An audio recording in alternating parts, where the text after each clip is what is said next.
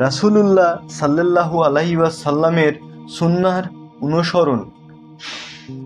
কোরআন বোঝার ক্ষেত্রে রাসূলুল্লাহ সাল্লাল্লাহু আলাইহি ওয়াসাল্লামের ব্যাখ্যা ও সুন্নাহ অপরিহার্য, কেননা তিনি কোরআনের প্রথম ব্যাখ্যাকারী এবং কোরআনের প্রতিটি বিধান তার জীবন ও কর্মে বাস্তবায়িত হয়েছে।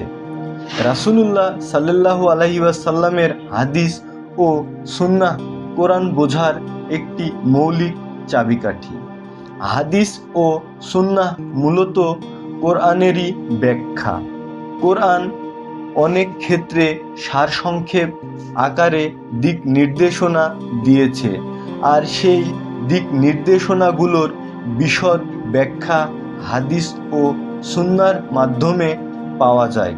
উদাহরণস্বরূপ, নামাজ আদায়ের নির্দেশ দিয়েছে কোরআনে, তবে কিভাবে নামাজ আদায় করতে হবে রাসূলুল্লাহ সাল্লাল্লাহু আলাইহি ওয়াসাল্লাম তার সুন্নাহর মাধ্যমে তা শিখিয়েছেন।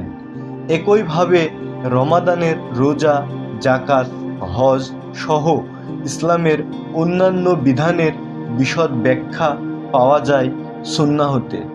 আল্লাহ তাআলা বলেন, আমি তোমার কাছে পাঠিয়েছি স্মরণ করিয়ে